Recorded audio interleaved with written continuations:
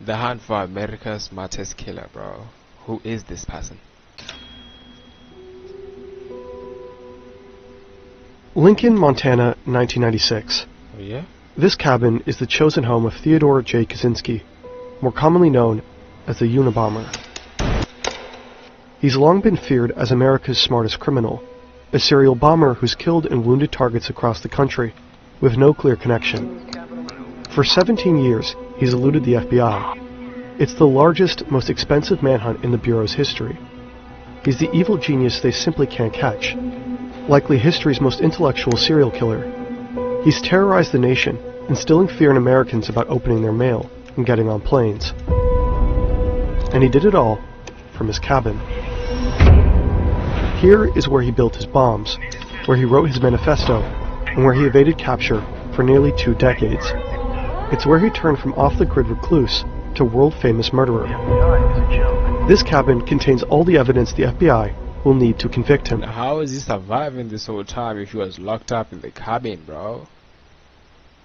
These boys be taking the inheritance money to just be a serial killer? These niggas, bro. What the fuck? It's located deep in the Montana wilderness. Back in 1969, Ted moved here from California, where he left behind a shining career as a math professor at UC Berkeley. He wanted to get closer to nature, and far, far away from everyone who pisses him off, which is most people. He built this cabin with his brother, back when Ted still talked to him. It's got no electricity, no plumbing, just a wood stove, a bed, and a whole lot of books. Right now, Ted is building another bomb. They're meticulously crafted, and he's continuously improving his technique. Every year, they become more lethal. In fact, he's got another one under his bed, wrapped and ready to go. But he won't. Nigga, you keeping your bomb just below your bed, bro. That's below your bed.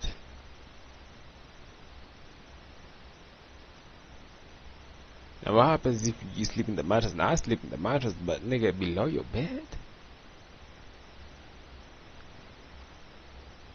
If you're sleeping on the ground, like let's say you're sleeping on the mattress like me, right? If you're doing that, like you gotta put it somewhere else, right?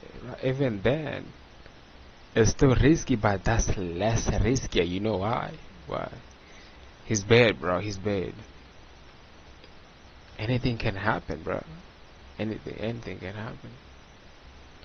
What if for some reason he pee on himself, bro? And some droplets of, you know, just tamper with the bomb. Oh, when he's getting laid and then he breaks the bed and now the bomb just... You know what I'm saying? This nigga didn't think of that. Get a chance to send it, because despite his intellect, he made some pretty dumb mistakes. Hey, how's that New Year's resolution going? What are you talking about? You know, that YouTube channel you say you're gonna start? Well, yeah, I'd like to, but editing...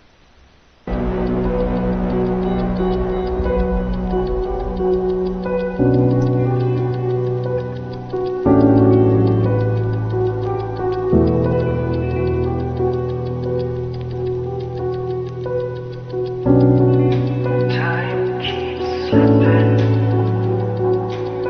Set your sail for a trail. This nigga intro? Lights ticking.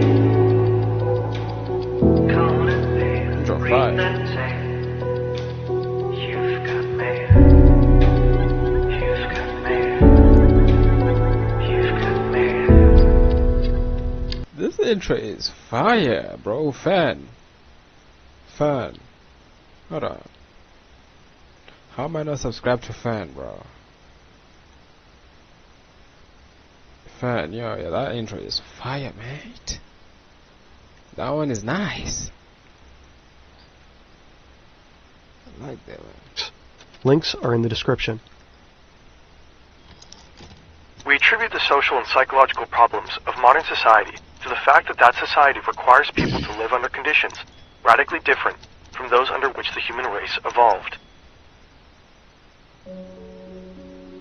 Born in 1942, Ted grows up in a pretty average family in the suburbs of Chicago. They're working-class Polish Americans.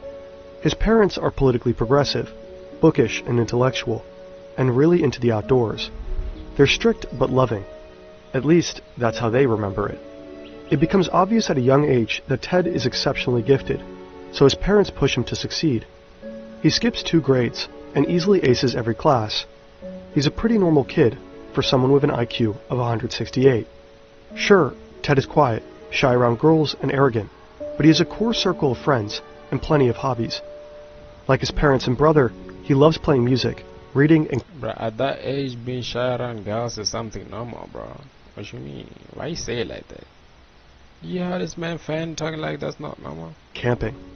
People like Ted. They'll later remember him as a sensitive, respectful kid. Wait, but whole fan is a whole group of people, right? I seen like they was talking about director and shit.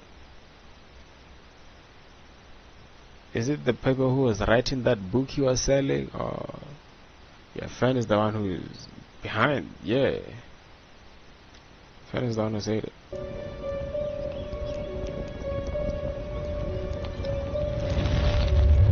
All that starts to change when Ted enrolls at Harvard University at just 16 years old. Like many college freshmen, Ted struggles to adjust. Here, he no longer feels like the smartest person in every room. And as a working-class kid thrown into the world of America's elite, he's a fish out of water. Other students and even faculty mock his shabby clothes and blue-collar background. He's deeply bothered by their snobbery, pain that will follow him through life. Ted's also just really young, younger than almost everyone else on campus. As an adult, Ted will write his mother furious letters about this. He demands apologies for pushing him out of the house before he was ready. My nigga, what? I moved out at 19, bro. And then moving out, like I was moving back to a different country, but this is the country I was born in. This is where I'm at right now, Nairobi, bro. Even then, bro, I'm the one who pushed to move out at that age. If I could, I would have moved out at 18, 17, what the fuck. Because I knew just challenging myself is gonna make it want it more and it's gonna make me really get it like that. You know what I'm saying? Like, so I just knew it. Now I'm still on my way up, but nigga, I see it okay though. I see it okay.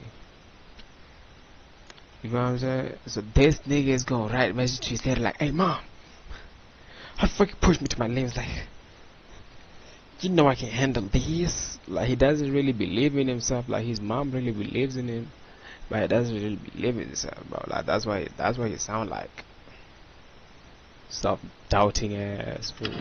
Ted becomes depressed, and his grades suffer.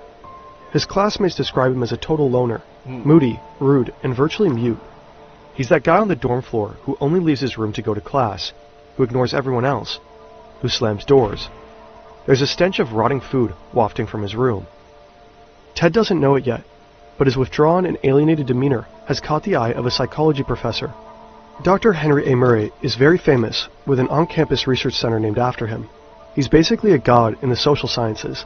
Murray is looking out for particular types of students, those who will make excellent guinea pigs for an experiment. His final, most elaborate experiment.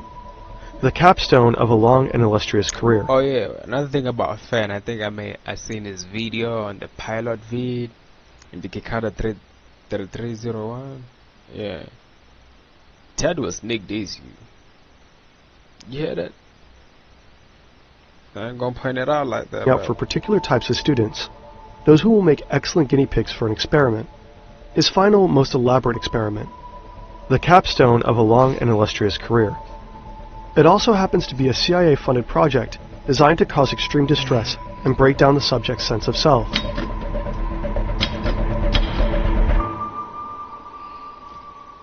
Clearly, we are in a position to do a great deal of damage, and it does appear that the FBI is not going to catch us anytime soon.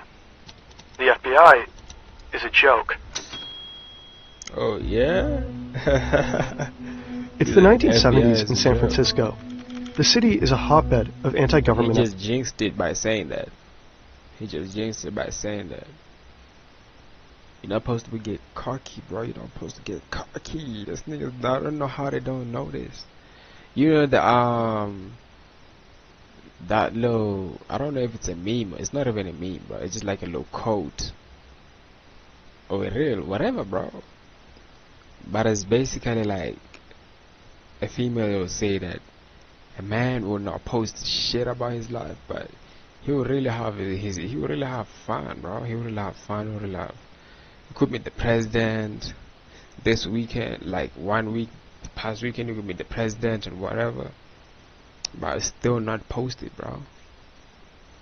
It's still not posted. You know why? Because you just don't wanna jinx certain things, bro. You just don't wanna jinx certain things. You see him saying about that the FBI is a joke, bro. That's what had the FBI, right? They had, yep, they caught him. For this video to be out there, I caught him, bro. Yeah, they had caught him. So him saying it like this, bro, he jinxed it. Clearly, we are in a position to do a great deal of damage, and it does appear that the FBI is not going to catch us anytime soon. See this? The FBI is a joke. He jinxed it. Self-doubting ass It's the nigga. Self-doubting ass nigga is saying the FBI is a joke. You see that combination is not even. It's like a minus and a plus. They don't, bro. The minus and plus, negative and negative, they will give you a plus. The minus and plus, bro. Them niggas don't fuck with each other. 1970s in San Francisco, Fuck is that? the city is a hotbed of anti-government activity. There's outrage over the Vietnam War. Protest bombings are a regular occurrence. Explosions happen every week up through the mid-80s. The FBI dubs it the Belfast of North America. Radical far-left groups like the Weather Underground and the Symbionese Liberation Army claim credit for many of the bombings. So most of the cases are pretty straightforward in terms of understanding motive and perpetrator. But amidst all of this, the FBI's San Francisco bomb squad makes a shocking discovery. 12 mysterious, similarly built bombs can be linked to one elusive killer or group. They have next to nothing to go on. Just for whatever unknown reason, this string of explosives seems to target universities and airlines. Whoever is building these bombs is an expert crafter. This and nigga was careful to making copies of his bombs, bro. Nah, I save this one for this day, for that building. When is this? The purple one. not leave any DNA behind. Not a hair, not a fiber. They're encased in beautiful handmade wooden boxes. There are no eyewitnesses to the bombings, and no letters from organizations claiming credit. The victims appear to be scattershot of random people. The unknown perpetrator is referred to by the code Unibomb, for university and airline bomber. So far, his bombs have killed one person and injured 20 others across 5 different states. Unlucky recipients of the Unibomber's early packages include a campus security guard, a handful of graduate students and professors, a secretary, an airline executive, and passengers on a flight from Chicago to DC. Some are injured quite badly. The first death is in 1985, Hugh Scruton, a guy who owned a computer store in Sacramento and was about to get married. What does he have to do with anything at all? All right, agree with client and start time tracking. Great. So for Q4, I was thinking. What we are you should- doing? Oh, we needed a whiteboard wall. We got this really important. Far away in his cabin, Ted reads about his death and chuckles to himself. He hears that the FBI offers a $25,000 reward for any information. He's flattered. The Unabomber is making waves. Not bad for the actions of one man in a 10 by 12 foot shack with no electricity, running water, or phone service. Pretty hard to imagine now. These days, connection isn't optional. It's how we get around, check in, look stuff up, call for help, all of it. That's where Saley comes in. With affordable global data in Is nigga in the ad? See me yawning, bro? snowshoes, maps, a homemade chair, a cot, a typewriter, and hundreds of Nigga in books. the attic shit. Scraps from junkyards and jars of chemicals for making his bombs. Binders and binders full of notes. All kinds of disguises for delivering the bombs, like wigs and sunglasses, and shoes with fake soles. It's crammed to the gills, but meticulously organized. At this point, the FBI has zero promising leads, and by the end of it all, they'll never actually find the perpetrator themselves. The bomber is always several steps ahead of them. They'll pursue thousands of dead ends, spend hundreds of thousands of taxpayer dollars, and pour countless man-hours into this case. They have no idea why he's targeting the people that he is, but the bombs are so precise, so well crafted. There's gotta be a motive, right? In 1987, there's finally a break in the case. The Unabomber plants a package outside a Salt Lake City computer store, and a lady spots him. He's wearing a gray hoodie, sunglasses, and sporting a mustache. The police create a sketch and post it all around the country. The bombings immediately stop, and for 5 years, nobody hears anything from the Unabomber. Hey yo, that little sketch. The sketch artist was good. He was really good. They got a good sketch. They got the best of the best. Got him into hiding. Unabomber. You know, went and became like Dexter. What is it? I think Dexter, when Dexter was finishing, bro. But there's Dexter Resurrection, right? I didn't finish it. I gotta get Dexter Resurrection. But before Dexter Resurrection, the nigga went ahead and just isolated himself. So he was trying to be like Dexter, like he. All kinds of people call him with tips, but the leads go nowhere. The case pretty much goes cold. But the FBI know that it's only a matter of time before he'll strike again. They're sure he's using the time to perfect his bombs. And they're right. In his cabin, Ted is finessing his technique. The upcoming bombs will be a whole lot more lethal. But, as the world will soon find out, he is also busy writing. He doesn't just want his explosives to do the talking. He's crafting a manifesto, one that claims to explain what the mysterious string of bombings is all about. What is it about? The Technophiles are taking us all on an utterly reckless ride into the unknown. Back at Harvard in 1958, the United States is experiencing huge shifts in culture. The button-up 50s are drawing to a close, and the nation becomes swept up in the space race, the civil rights movement, the sexual revolution, the environmental movement, the explosion of drug culture, and all the while, the Cold War is escalating. The American military is paranoid that communists have developed mind-control drugs and brainwashing techniques, and they're eager to catch up, so they're covertly experimenting with ways to manipulate behavior. U.S. intelligence officials are especially interested in developing a perfect truth drug for interrogating enemies, and they believe LSD might be it. But they're also testing a wide range of ways that psychological manipulation could bend the will of anyone to do whatever the U.S. military wants. They've even enlisted help from the Nazi scientists who experimented on Dachau inmates with hallucinogens and interrogation methods. And I found out about this. I was watching You. Yeah, that's the name of the TV show. You. There's some people that will use weed as a truth therapy. You know about that, bro? There's some people that they smoke weed and they just start telling you the truth. They just start telling you the truth, bro. I'm telling you, bro.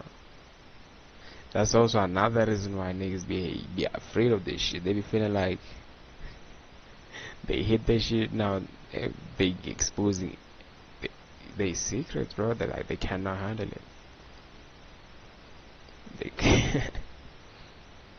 You can't. But you can't blame it, though, bro. You can't blame it. The military illegally smuggles these war criminals over to get their advice on brain. And you don't have to do it too. You know what I'm saying? If they don't want to, then fuck it. Shit. You know what I'm saying? It's not even that big of a deal. You know what I'm saying?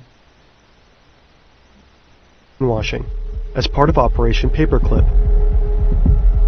Over the course of at least 11 years, thousands of Americans are subjected to unethical psychological experiments that include sensory deprivation, hallucinogenic drugs dosed without consent, subliminal messaging, hypnosis, electroshock therapy, and even ice pick lobotomies. And that's just the stuff we know about. When the project becomes public knowledge in the 1970s, the CIA director orders most of the records to be destroyed. The program is codenamed MK Ultra. Many of the test subjects are vulnerable populations, like prisoners and hospital inmates, but also students. Students are prime subjects for these experiments because of their frequent contact with professors who play a big part in MKUltra. Some of the professors know the role they play. Many don't. During the post-war period, the CIA becomes the largest employer of college professors, and the military is by far the biggest source of funding for psychological research. Professors acted as consultants and researchers for military-backed projects. They used their status to encourage their students to participate in experiments, often involving drugs like LSD. Afterwards, they reported back to the government. Harvard becomes heavily involved in Army-sponsored studies. One of the CIA's main men on campus is the superstar psych professor, Henry Murray. Murray is well known for his studies of personality, and since the CIA's beginnings, his theories have influenced how they They say LSD, so how does LSD work, bro? Like, does it, like, change how your brain thinks? Then be like, make you believe that you're lying when you tell the truth? But how does it work, bro? Because you're in control of your time. You wanna tell me the LSD gets in and then you start to control your tongue? Tell them the truth. How does that work, bro? recruit new agents. How does it work? Or you just have to tell the truth? You just feel like telling the truth? Our universe is vast, full of challenges and opportunities. And how they interrogate suspects. When Murray and young Ted Kaczynski cross paths, Murray is at the end of his career, and he recruits Ted for his final, most elaborate experiments. They're meant to assess the effects of stress and harsh interrogation on gifted male students. Murray wants to know, what will it take to break an educated, intelligent man? The setup is simple. Ted and 21 other students are asked to write an essay about their most deep-seated beliefs. Then they're told they'll discuss their beliefs with a fellow undergrad.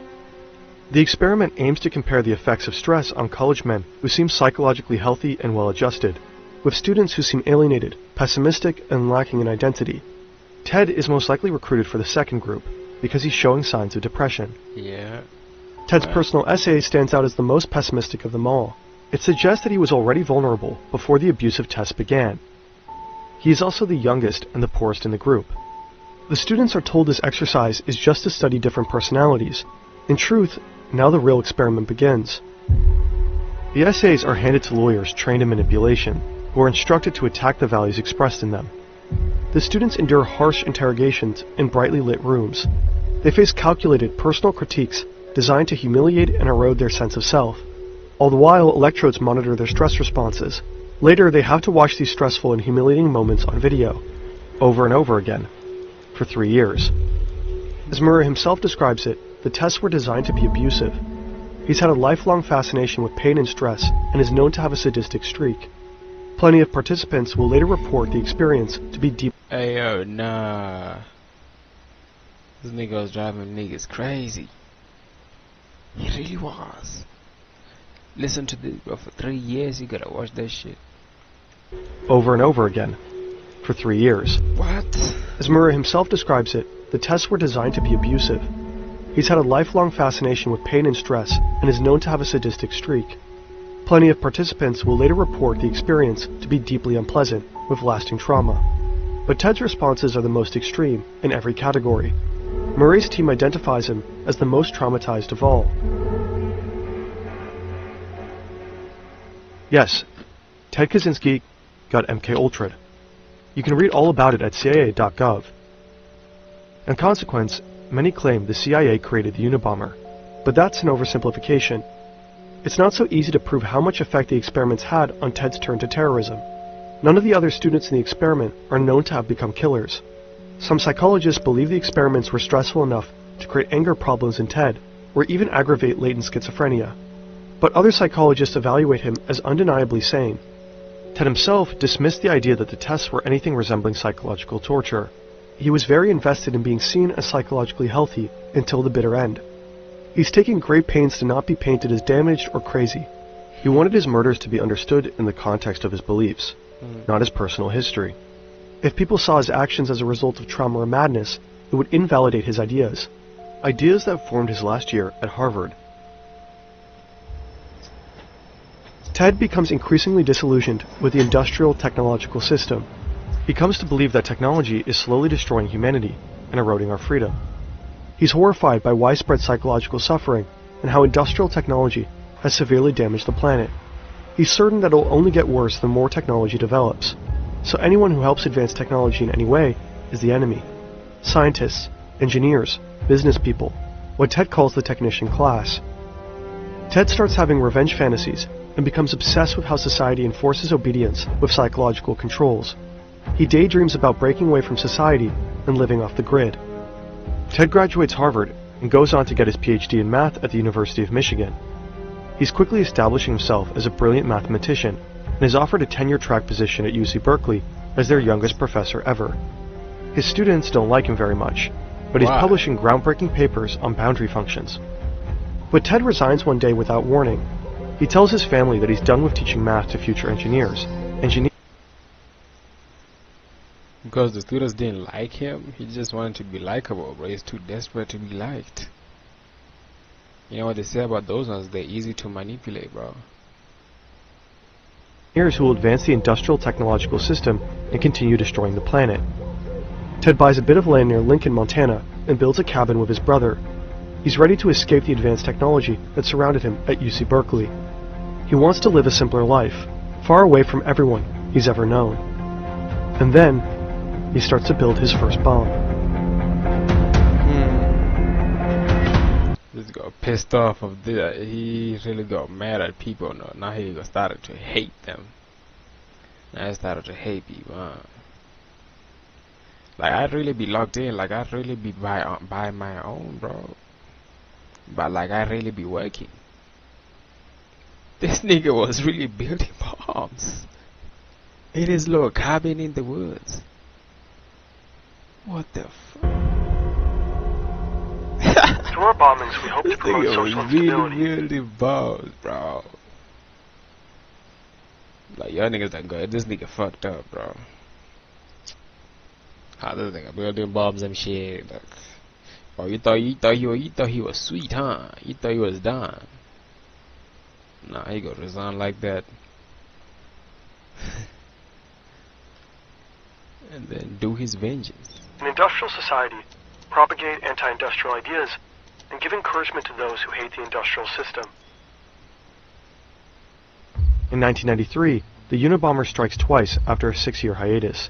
Yeah. Two prominent researchers, a computer scientist and a geneticist, receive packages the size of a VHS tape. The bombs detonate upon opening, and both professors are badly. Hey, that shit was.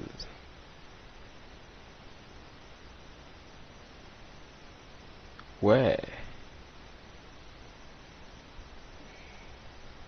What was he at, bro? I didn't mean to press it there, bro. I don't know how it just happened. We've got the best live football in the world and for free. I mean, who doesn't love that, right? And it's not just the best matches. We've got top analysis. Get out of to live a simpler life, far away from. Oh no. Kicks off a fierce debate within the FBI and the newspaper to publish or not to publish. The FBI has a clear policy to not negotiate with terrorists, but they also believe he'll honor his promise and stop killing people. After all, this is what the bombs were seemingly for, to force people to pay attention to his views. Plus, they still lack leads. If the public Ted's travels, Linda tells David, "You've got a screwy brother. Maybe he's the Unabomber." David doesn't want to hear it. Linda doesn't know Ted the way David does. He'd never kill anybody. As a kid, Ted used to cry at the thought of animals getting hurt. But when the manifesto is finally published, David avoids reading it. He doesn't want to admit the similarities. That, like the Unabomber, Ted is an excellent carpenter, and that he had a lifelong fascination with explosives, and that some of the dates match up perfectly with Ted's travels. David only reads it when Linda insists. Hold on, bro. When did it... I don't know how I got there. I don't know.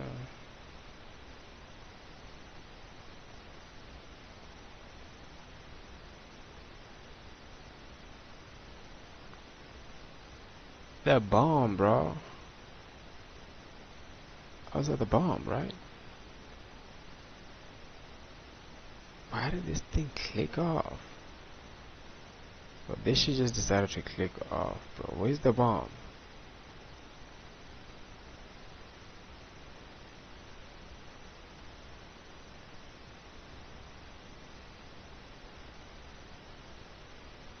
God damn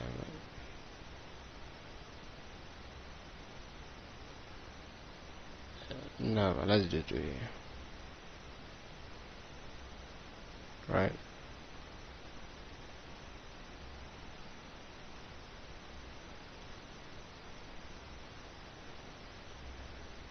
Social instability. In industrial society, propagate anti-industrial ideas and give encouragement to those who hate the industrial system. In 1993, the Unabomber strikes twice after a 6-year hiatus. Two prominent researchers, a computer scientist and a geneticist, receive packages the size of a VHS tape. The bombs detonate upon opening, and both professors Oh yeah, it's here. Oh, this is on point. It's here. are badly injured. Shortly after, the New York Times receives a typewritten letter. It claims credit for the bombs and says the public should expect more to come. In 1994 and 1995, the Unabomber succeeds in killing 2 people with his mail bombs, an advertising executive and a forestry lobbyist. As feared, his explosives have become notably more sophisticated. Bombings are usually accompanied with demands for money. Who's delivering these bombs, bro? Like, how do they bypass the checks? Or is he just picking the locks of the mails and then, or just leaving the package in front of the house? Then who's just opening shit like that, bro? You know the Unabomber is around your area. You know, they're around just nearby that destination, and then you just opening packages. Or some kind of action. What made the Unabomber so difficult to understand and to find is that his bombs never came with any requests. They seem to be built only to cause fear, injury, and death. 17 years after starting his bombing spree, the Unabomber finally makes his demands known. He writes the New York Times again, announces that he will permanently desist from terrorist activities if they publish a 56-page manifesto. The request kicks off a fierce debate within the FBI and the newspaper, to publish or not to publish. The FBI has a clear policy to not negotiate with terrorists, but they also believe he'll honor his promise and stop killing people. After all, this is what the bombs were seemingly for, to force people to pay attention to his views. Plus, they still lack leads. If the public reads the manifesto, someone might be able to identify the Unabomber, so the manifesto is published. The FBI decides it should just be the Washington Post, though, because it has fewer readers and the newspaper's stands will be easier to surveil. So they think. Interest in the Unabomber is huge. Newspaper sales hit a record high that day, with lines snaking around the block. Across the country, Americans are eager to finally read what the Unabomber has to say. The manifesto opens with an iconic line. The Industrial Revolution and its consequences have been a disaster for the human race. And though the manifesto is an argument that calls for dismantling industrial society, it's also, unwittingly, a self-portrait. Within its pages, the Unabomber has accidentally unmasked himself. David and Ted, though 7 years apart and very different, grew up close and loved each other very much. As adults, they had impassioned philosophical debates by mail and shared a lot of the same views. David also worried about technology's destructive effect on humanity. He'd also spent some time living off the grid in a self-made cabin. But David wasn't a killer. When the manifesto is published, he hasn't spoken to his brother in a long time. Ted cut him out when David got married and refused to answer any of his letters. David's wife Linda, a philosophy professor, has a funny feeling about Ted, whom she never met. As the bombings stack up and some of the timings coincide with Ted's travels, Linda tells This nigga is just building cabins in the middle of forest, bro. So you guys that side, you can't just do that? Just go up there and just build cabins? Were they paying? There gotta be like some fee. There's gotta be their land. That's what I'm saying, but inheritance money. Ted out here using the inheritance money, bro, to create bombs and shit. Well, David, you've got a screwy brother. Maybe he's the Unabomber. David doesn't want to hear it. Linda doesn't know Ted the way David does. He'd never kill anybody. As a kid, Ted used to cry at the thought of animals getting hurt. But when the manifesto is finally published, David avoids reading it. He doesn't want to admit the similarities. That, like the Unabomber, Ted is an excellent carpenter, and that he had a lifelong fascination with explosives, and that some of the dates match up perfectly with Ted's travels. David only reads it when Linda insists. His jaw literally drops from the first few lines. The killer, like Ted, also hates technology. But even if he was, bro, David wouldn't switch up on his brother, bro. I know. He can't. It continues, David recognizes idiosyncratic word choices and logical arguments that Ted uses all the time. There is no escaping the truth. Ted is the Unabomber. So after some moral qualms about betraying his brother, David alerts the FBI. Density is a tool to record your DJ set and master it after. Density connects to DJ. What the? Hold on, bro. This thing is having the ads at the wrong time. Fuck. Listen to this, bro. I was like, no, he's not going to switch on the brother. Listen to this. There is no escaping the truth. Yeah? Ted is the Unabomber. Ted is the Unabomber. So after some moral qualms about betraying his brother, David alerts the FBI. I'm thinking David ain't about to snitch on Ted. This nigga, straight up, bro, the wife done convinced him to switch on his brother, bro. What?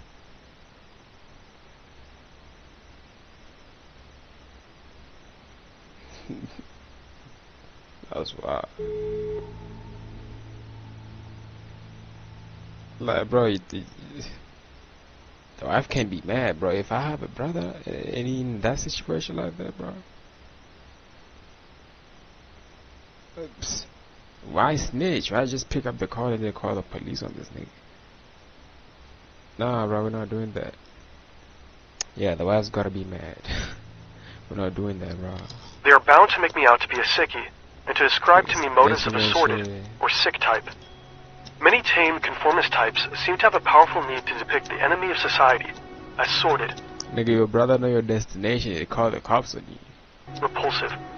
Or sick. Lincoln, Montana, April 1996. With a tip from David, the feds are staking out Ted's cabin. Yeah. The investigation is meant to be conducted quietly, but they're interviewing local townspeople, trying to collect more evidence on Ted. Right now, all they have is the linguistic similarities in the manifesto and old letters from Ted that David gave the FBI. Not exactly cold, hard proof. Enough for a search warrant, but not an arrest. Rumors start to spread around town that Ted Kaczynski, their very own angry hermit, is the Unabomber. The plan is to draw Ted out of his cabin and get inside before he can escape or destroy any evidence. But they don't know if he has it tricked out with explosives. Nobody would be surprised if he did. Ted has no idea he's under surveillance, so when someone knocks and says some land surveyors need to talk, he believes them and opens the door. He wasn't expecting visitors. These days, he's busy with a dirty job. He's in the middle of rasping aluminum blocks to make powder for more bombs. What? He's covered from head to toe in the dust. He's rail thin because the rabbit hunting was scarce this season. Ted's hair is wild and his clothes are lit. This nigga really hunting for rabbits, bro. I'm thinking he got inheritance money. He hunting rabbits, he eating rabbits out here.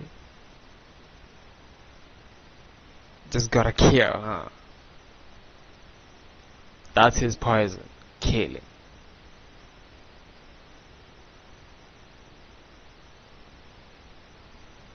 Really rotting off in his body. Huh? But what does he care? He's not trying to impress anyone, and he can clean up fast if he needs to blend into society. Too bad for Ted. He'll be photographed in this state. Filthy, emaciated, and in severe need of a shave.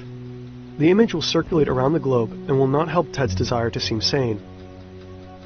When the feds swoop in, they find 40,000 pages of journals and plans, most written in code. The code is more complex than anything the FBI had ever seen, more convoluted than codes the KGB used during the Cold War. But Ted also left the key to the code in the cabin. Without it, the FBI wouldn't be able to decipher the decades of written confessions that definitively tied Ted to the bombings. They also find a bomb under the bed, ready to be mailed to an aerospace company in Dallas. What did I tell you, bro? This nigga that made copies, and then he He had it, bro. He had them set for this destination and that destination. I already seen it. I already seen it, bro. Now the FBI has all the evidence they need. They lock up the cabin and take Ted to prison. He does not dispute that the journals with the confessions are his. In fact, he wrote them partially so that nobody would try to say he was crazy. Ted's family and his defense team attempt to convince the jury and the world at large that he is mentally ill. They're doing anything they can to avoid the death penalty, which frustrates him. He tries to fire his lawyers and defend himself. He would rather die than allow his lawyers to plead not guilty by reason of insanity. Ted pleads guilty to his crimes and is sentenced to life in prison. Behind bars, he never stops writing. He publishes 2 books and keeps up a lively correspondence with a wide array of journalists and admirers. He also finally makes some human connections. He strikes up a friendship with Timothy McVeigh, the Oklahoma City bomber who killed 168 people in 1995. Ted and McVeigh are briefly on the same prison block and find they have a lot of views in common, before McVeigh is carted off to death row. Ted even finds love for the first time in his life. After a lifetime of struggling to connect with women, never going beyond a few kisses, Ted suddenly has dozens of women writing him romantic or salacious letters. But only one captures his heart, a school teacher he calls his lady love. They spend— Wait, what? They already sending serial killers these types of messages, bro. What is it with that, bro? But what is it with that? You know what I'm saying? Yeah, females really fiending. Is it fiending or feeding? Yeah, they're really fiending for serial killers. The fuck? thousands of hours talking by mail or in visiting booths, but they are never able to touch. He waited for him to get locked up. Then they had his story that he out here bombing and shit, and they wanted him. Writes classical music for her before she dies of lung cancer. Later, Ted also develops cancer. When the condition becomes advanced, he dies by suicide in June 2023 at 81 years old.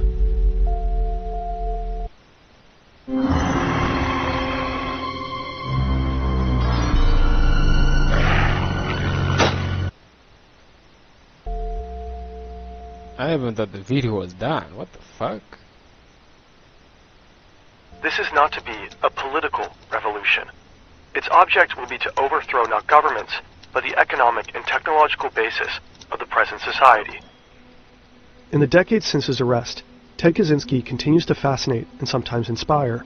The manifesto's central argument is that technological advancements since the Industrial Revolution have robbed people of their freedom and well-being.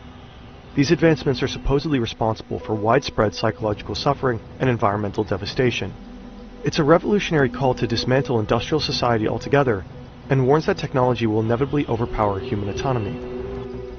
Many of Kaczynski's observations in the manifesto are true. Some of his predictions are prescient, and a lot of the grievances are understandable. It's not hard to find people who are also frustrated with surveillance, or sad about environmental destruction. At the time of his capture, Time magazine wrote, "There's a little bit of the Unabomber in most of us." Nowadays, Ted Kaczynski continues to find admirers online, from teens on TikTok, depressed about climate change, half-ironically saluting Uncle Ted, to the extreme right mass murderer, Anders Breivik, who heavily quoted Kaczynski's Industrial Society in his own manifesto. But even if most people can find parts of the manifesto they agree with, most people are not willing to kill. Kaczynski knew that most people would be repelled by his crimes, but committed them anyway. Those who find the ideas compelling might want to check out Jacques Ellul, the thinker whose ideas most inspired the manifesto. The philosopher never advocated killing. They also should check out Ted Kaczynski's diaries. They lay bare the personal motivations that drove the Unabomber, beyond the manifesto that was polished for public consumption. Technological society really did seem to saying Ted taking shit personal, bro. But Ted was personal, that's what he's saying. Anger Ted. But Ted was also very, very angry, in general. In his diary, Ted Kaczynski writes that he was happy to kill innocent civilians. He took pleasure in causing people pain. He killed at least 9 dogs just because they barked too loud. He hated leftists. He hated doctors. He hated women. He fantasized about killing them just for rejecting him. He fantasized about killing his neighbors just because they annoyed him, including a toddler. He condemned technology as slavery and glorified simpler times that ran on actual slavery. Kaczynski wasn't even much of an environmentalist. He made fun of them in his diaries. He littered proudly. He poached illegally. He logged on protected lands. You might... And he still lived till 81, bro. So the thing about them saying like the more you sin, the more your days goes down. He lived till 81 and he killed himself. That means he could have still lived, bro, to 90 or something. It's just that he killed himself, bro. Is it because he was hunting rabbits? Then he goes hunting. Get the sense that he only used environmentalism as a post hoc justification for his murders. A cynic who identified ecological concerns. That nigga could afford bombing materials but could not afford food, bro. There's niggas with different types of junkies, bro. I be having weed, but I gotta have my food, bro. Fuck, I gotta get food. Are you moving without food? The most acceptable excuse wants to hunt for killing. And then buy bomb shit. He did all that. He did all that to get locked up, but still gonna matter, though. Yeah, it's still gonna matter, huh? Hey, bro, I'm out though. I'm out. I'll see you on the next stream, and YouTube link is in the description.